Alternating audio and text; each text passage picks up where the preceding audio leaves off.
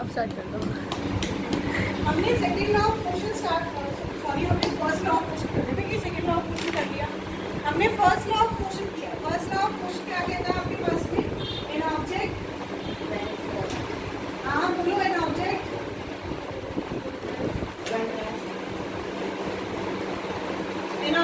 remains at rest or in motion. An object remains at rest or in motion. कब तक? External forces applied. Until and unless an external force is applied on it. कहाँ ध्यान है? Force is applied on it. उसको बेटा अभी कुछ नहीं लिखना, नहीं समझ में नहीं आएगा। क्या कहता है आपके पास में? कहता है एक ऑब्जेक्ट अगर आपके पास में रेस्ट पे, एक ऑब्जेक्ट क्या है आपके पास? रेस्ट पे, या ऑब्जेक्ट आपके पास मोशन में, तो वो रेस्ट पे है तो वो रेस्ट पे रहेगा, वो मोशन पे है तो मोशन में रहेगा। कब तक? जब तक कि उस पे कोई एक्सटर्नल फोर्स, और कैसा फोर्स? Unbalanced force. कैसा फोर्स? अनबैलेंस्ड फोर्स उस पे अप्लाई नहीं होता है, तो तब तक वो जैसा है वो वैसा का वैसा ही रहेगा। क्या हो गया? तो इस बार उनको याद कर रहा है गोपाल जी को, क्या हो गया है? बताएगा तभी बता सकते हो ना, नहीं बताएगा तो कोई नहीं बता सकता। अभी हम तो second law of motion, second law of motion से पहले हमें एक चीज को समझना है जिसे कहते हैं मोमेंटम। मैंने कल आपको ये चीज समझाई थी लास्ट क्लास में। Let's try the moment. Momentum क्या है? मैं ध्यान से सुनना। हाँ व्हाट इज मोमेंटम? मोमेंटम क्या है आपके पास? मोमेंटम का मतलब होता है आपके पास में कि कोई भी ऑब्जेक्ट जब आपके पास मूव कर, एनी ऑब्जेक्ट इज मूविंग, तो उस मोशन के कारण ऑब्जेक्ट में एक चेंज आ रहा है जिसे कहते हैं हम मोमेंटम। क्या कहते हैं आपके पास में?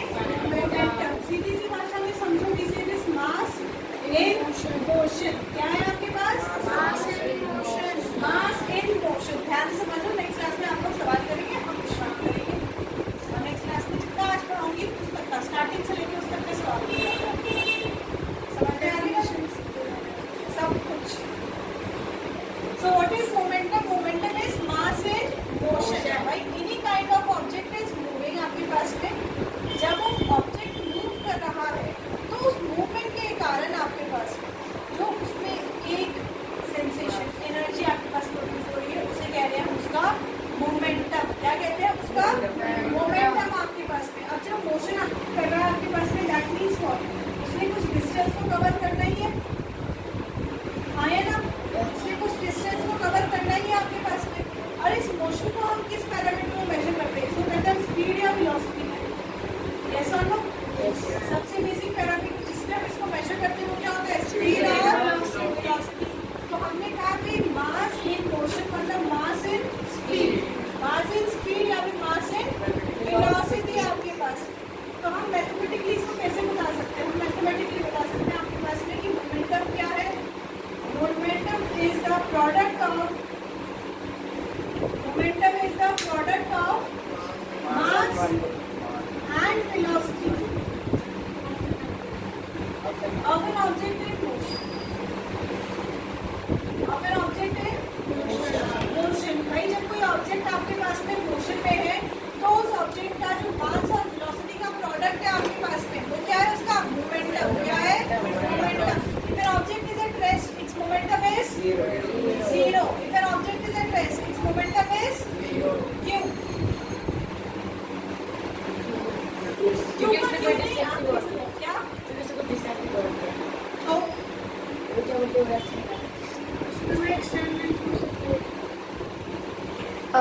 अगर डिस्टेंस ही कवर नहीं करा तो वेलोसिटी भी नहीं कवर करेगी, वेलोसिटी नहीं करेगी। जीरो यार। अगर कोई ऑब्जेक्ट आपके पास रेस्ट पे है, मोमेंटम क्या है?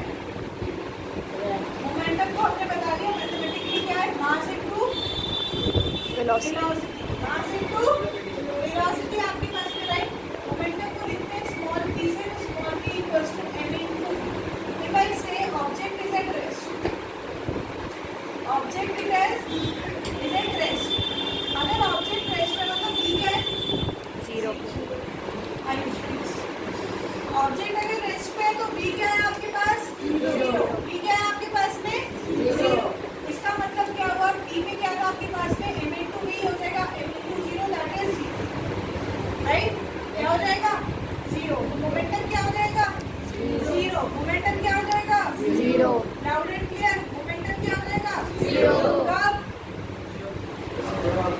Is at rest. जब ऑब्जेक्ट रेस्ट पे आपके पास में, जब ऑब्जेक्ट रेस्ट पे आपके पास में, समझ में आई बात. सेकेंडली आपको कहा object is moving under the influence of acceleration due to gravity.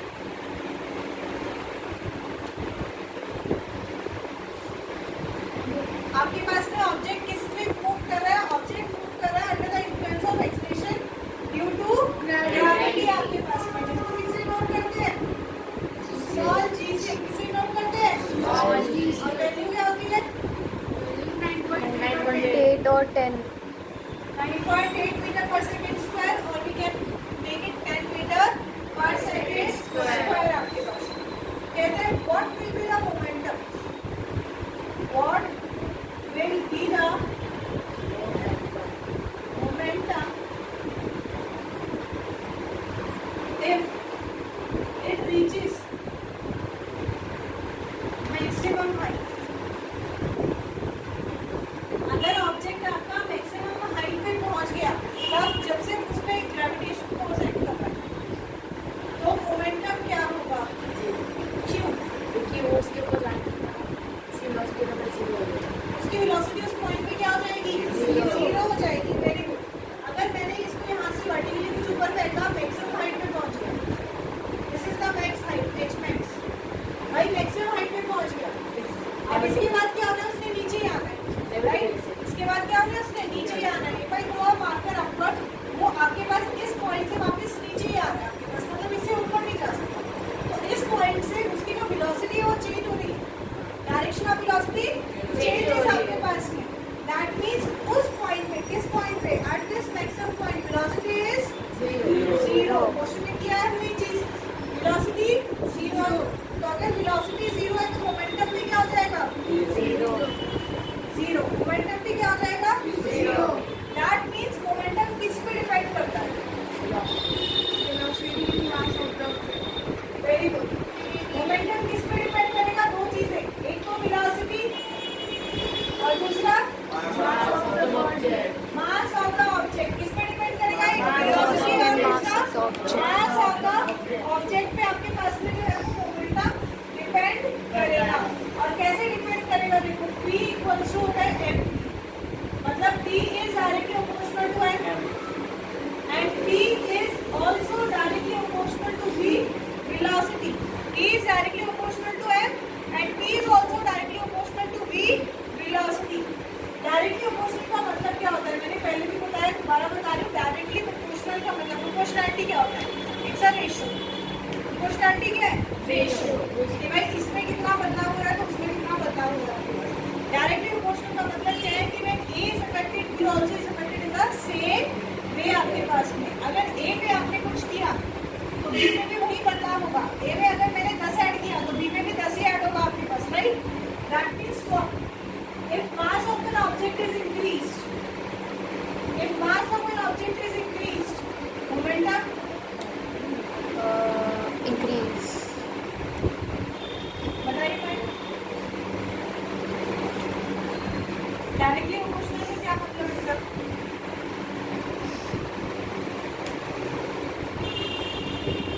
कोई डायरेक्टली प्रोपोर्शनल का क्या मतलब है? डायरेक्टली प्रोपोर्शनल का मतलब क्या है?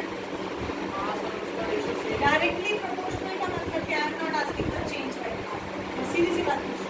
मैंने अगर लिखा डायरेक्टली प्रोपोर्शनल, आपको पता होना चाहिए इसका मतलब, क्योंकि ये आगे फिजिक्स में आएगा, 10th में भी 11th में भी. So what do mean by directly proportional? What do exactly the change will be same in both the quantities. Change क्या होगा?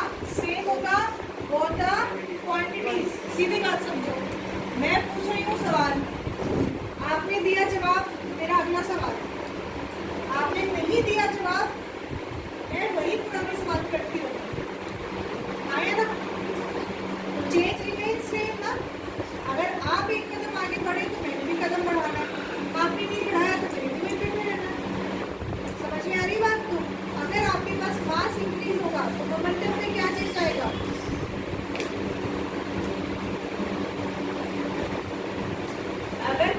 ऑब्जेक्ट का मास बढ़ा देती हूँ, अगर किसी ऑब्जेक्ट का मास बढ़ा देती हूँ, मैंने शिवम को दौड़ाया, जा बेटा नीचे से एक सबके लिए आइसक्रीम लेके आओ,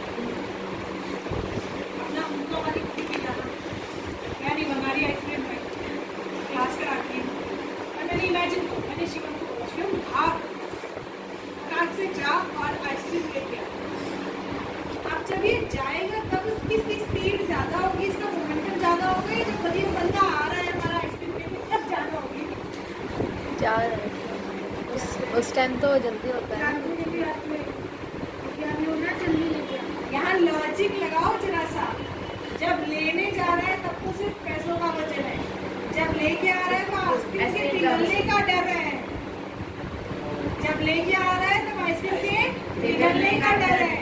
तो ऑब्वियसली स्पीड कब ज्यादा होगी? आते हुए ज्यादा होगी। नहीं बोला, लाउडली बोलना, मैंने सुनना चाहिए था। Just simple logic, don't apply science here, simple logic. तुम्हें बोला मम्मी ने जा बेटा 4 आइसक्रीम लेके आ, जाते हुए तो सीढ़ियों में 4 कदम उतरे, 4 सीढ़ियों में तब उतरे, फिर उसके बाद मजा आया, वापस ऊपर चढ़ गए, फिर उतरे, आयुष की तरफ हो गए तो कहीं शीशा दिख गया तो रास्ते में हाँ शक्ल दी कर ली, फिर उसके बाद में फिर उतरे, फिर नीचे शॉप पे जैसी आइसक्रीम ली। अब कहीं नहीं रुकोगे, पता चला पिघल गई तो घर लगे मम्मी ने मारने डंडे, आए ना मम्मी ने मारने डंडे। अब जरा इसको साइंस में समझो, जब शिवम गया तब शिवम पे सिर्फ शिवम का मास, ऐसे जब शिवम आ रहा था तब साथ में आइसक्रीम का मास है, मास बढ़ गया तो मोमेंटम बढ़ गया। अब बंदा जल्दी से आएगा, आया ना, मास बढ़ गया तो मोमेंटम बढ़ गया आपके पास में, अब वो जल्दी से आएगा, क्यों? क्योंकि वेलोसिटी बढ़ गई है आपके पास। तो अगर आपका मास इंक्रीज होगा, मोमेंटम विल आल्सो इंक्रीज। अगर वेलोसिटी इंक्रीज हुई, मोमेंटम विल इंक्रीज। अगर वेलोसिटी को मैंने हाफ किया तो मोमेंटम हाफ हो जाएगा। समझ में आई बात? कंसेप्ट समझे मुद्दा? चलिए क्वेश्चन आने से पहले करें सही यूनिट की बात करते थे। 5% battery.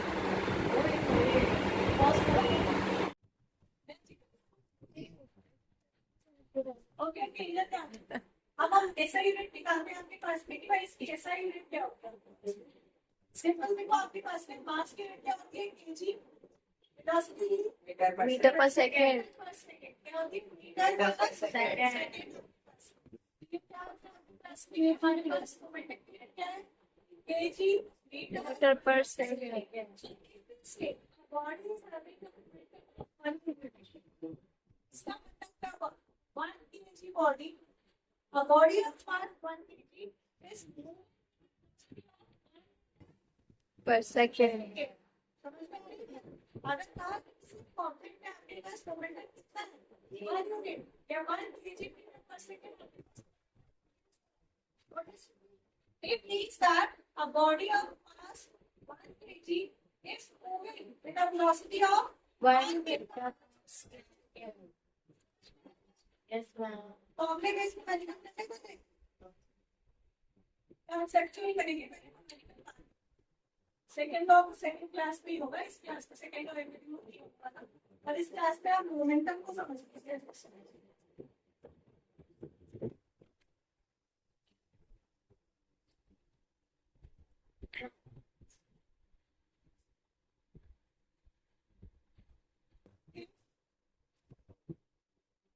An object of mass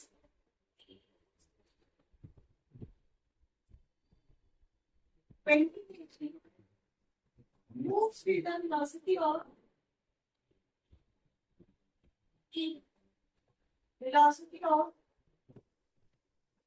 50 meter per second.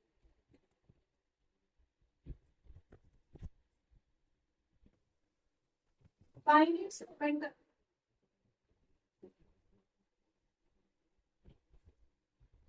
एक क्वेश्चन करके दिखाते हैं। Find its momentum. What will happen?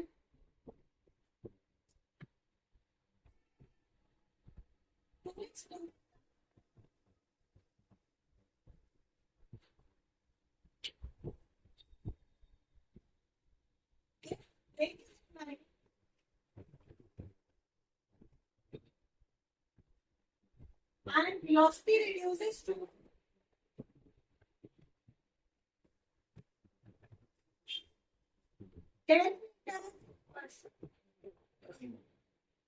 Question समझे कहता है एक ऑब्जेक्ट है जिसका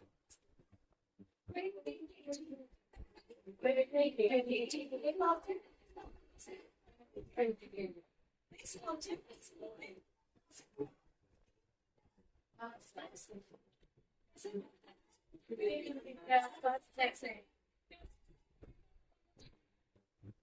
जी निकालते हैं क्या होगा mass into velocity. मास कितना की 20 kg. वेलोसिटी कितना की 15 राइट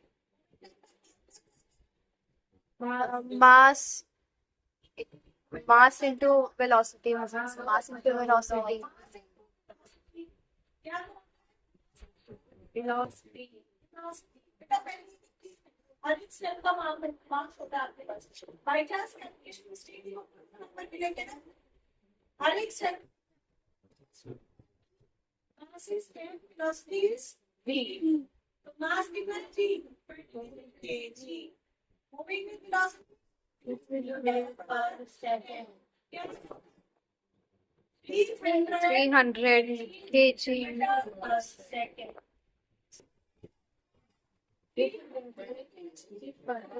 second.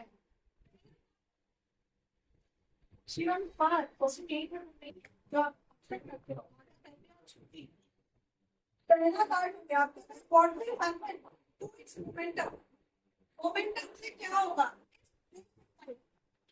क्या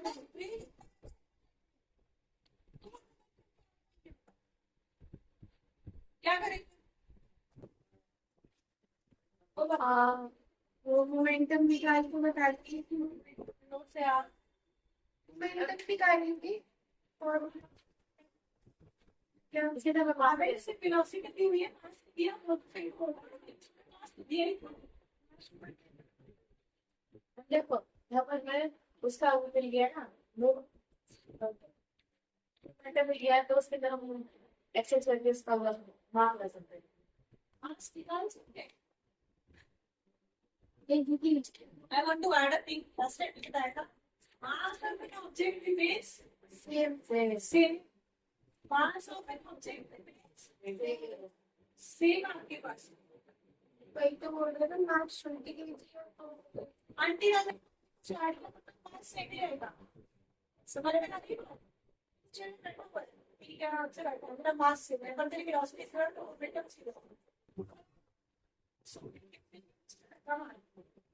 मास बढ़ेगा कि वेलोसिटी बढ़ेगी वेलोसिटी बढ़ेगी मास तो same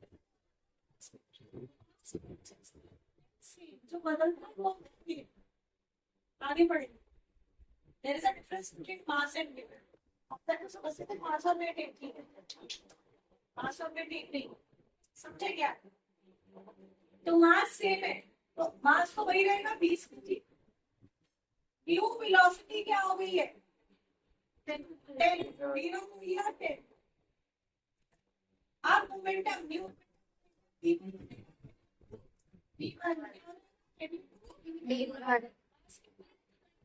20 200 kg meter per second.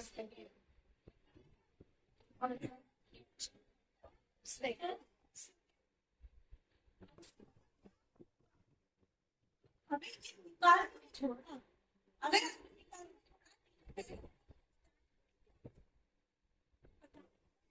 Velocity कितनी होगी? Sorry, momentum change 100 kg meter per second. Reduce 100 kg meter per second. reduce by 100 meter 100 kg meter per second. and you अगर यही पे क्या तब भी यही करते हैं। बस सेकंड आपके पास में चेंज इन मोमेंटम हुआ है, वो भी आपके पास में अगर कहना दोनों का रेशो निकालो, फिर दोनों को रेशो निकालो, ratio P by P reaction upon momentum, तो रेशो क्या हो जाता है? 3 रेशो। समझ में आई बात? पक्का क्लियर? ये तो अपने साथ नंबर देख लिया। अब आओ जी नंबर नहीं कहते की रखा ना, हमने तो बचपन में एबीसीडी सीखी, तो हम एबीसीडी से काम करते। Okay, what we have momentum happen to the momentum of an object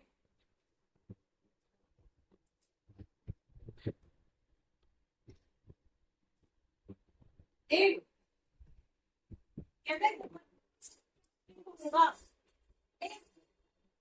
velocity of object is doubled,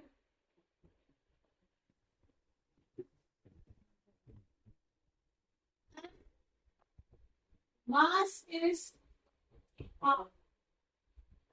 अब मैंने दसो आपने बताया कि मैंने बताना पड़ेगा,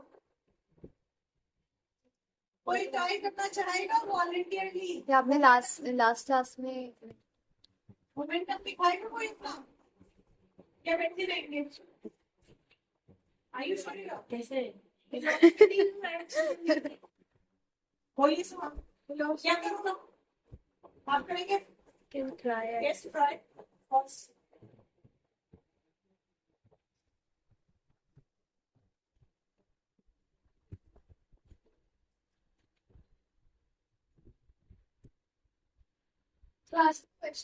क्वेश्चन में वेलोसिटी बता रहे थे कि ऑब्जेक्ट की वेलोसिटी डबल हुई है, सो पहले फर्स्ट वेलोसिटी को लेंगे as x, so first velocity x, यहाँ पर आज का क्वेश्चन डबल हुआ है, सो वेलोसिटी होगी 2x, एंड देन इधर ये रखा है कि mass of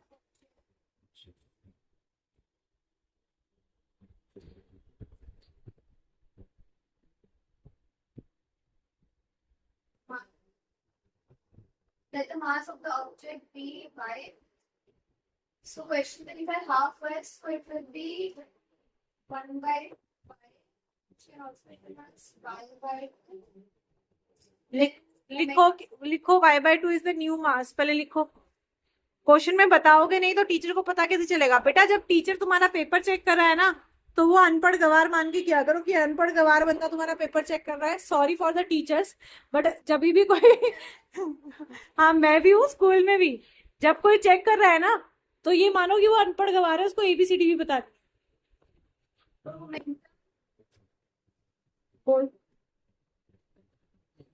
Momentum for formula is mass minus velocity, which is equals to so momentum equals to mass, which is y by 2 into velocity, which is 2x. So as it put together, so the momentum will be y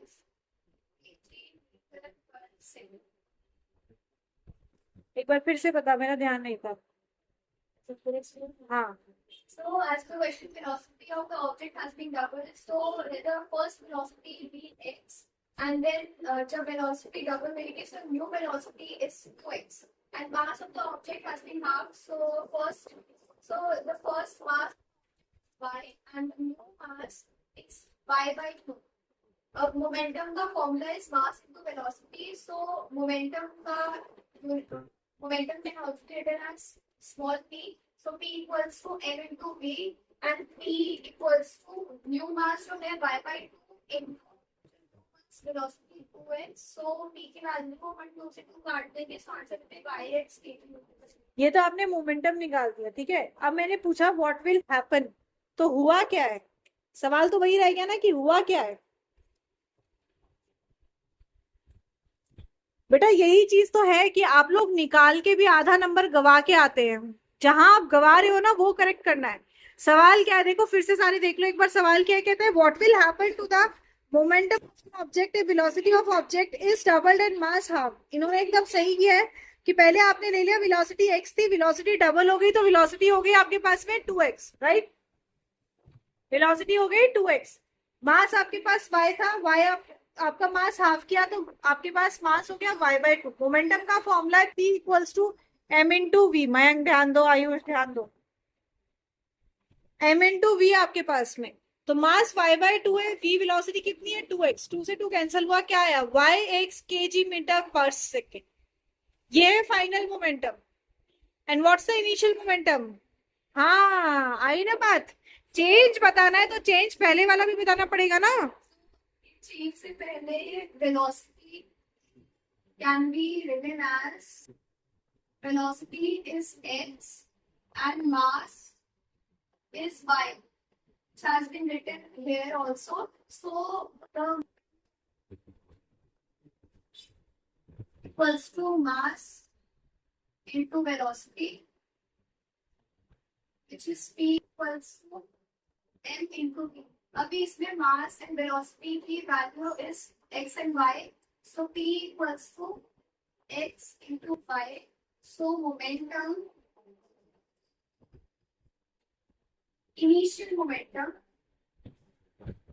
is xy kg meter per second. So there is no change in the momentum. Exactly समझ में आई बात। तो पहले आप initial तो निकालो। अब इसने इनिशियल नहीं निकाला, पूरा सही किया है, पर इनिशियल नहीं निकाला तो इसको समझ में नहीं आया कि हुआ क्या है। हुआ कुछ भी नहीं है। Initial momentum is equal to final momentum, therefore no change in momentum. पर वो तब पता चला जब आपने इनिशियल निकाला, राइट। इसी का सेकेंड पार्ट लिखो। हाँ आगे लिख दो सेकेंड पार्ट। क्वेश्चन लिखो ना, मैं बोल रही हूँ, कोई और करेगा। लिख दो, साइड में लिख दो। हाँ लिखो, इफ मास इज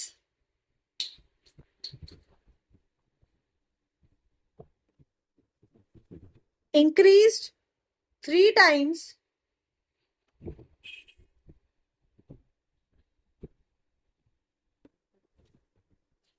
thrice, ठीक है, and velocity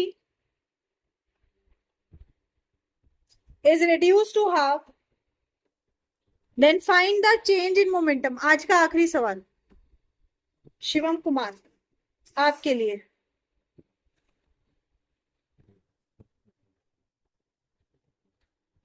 Now remember, I am asking change in momentum. I am not asking you what is the new momentum. Remember this.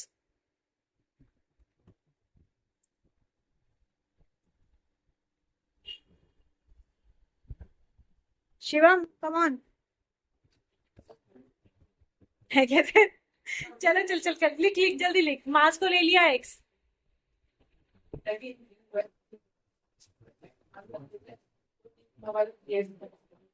Okay. Question में आपको बोला है कि मास इज इंक्रीज थ्राइस। आपके पास लिखो लिखो लिखो, आप लिखो।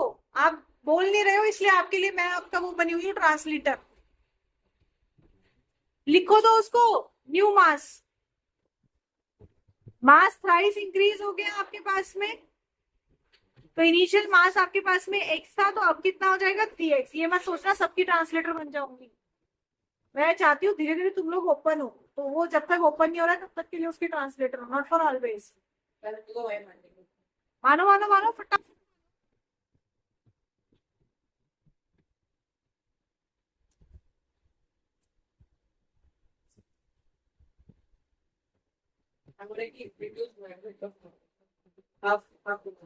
वेरी गुड,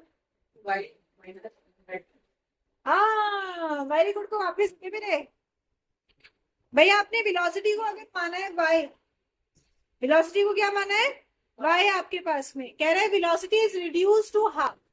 वेलोसिटी क्या हो गई है, रिड्यूस टू हाफ। तो y माइनस y/2 1/2 होगा।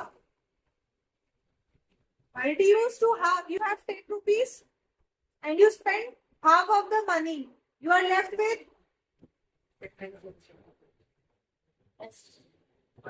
आधे पैसे खर्च कर दिए बेटा. Divide by 2.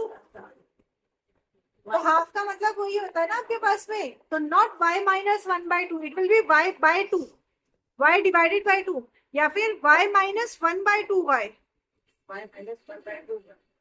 y y. तो सीधा सीधा लिखो उसको y बाय 2. ठीक है, सबको समझ में आया ना. जैसे आपने थ्राइस है तो सीधा कर दिया 3x. तो वही चीज हो जाएगी कि भाई रिड्यूस टू हाफ, मतलब जो पहले अगर 10 थी अब 5 हो गई है, तो 10/2, तो y बाय 2. यस. फिर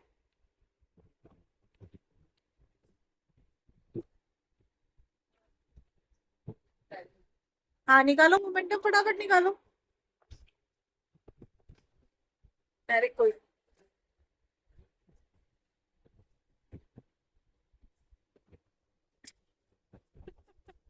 आयुष घुस जा.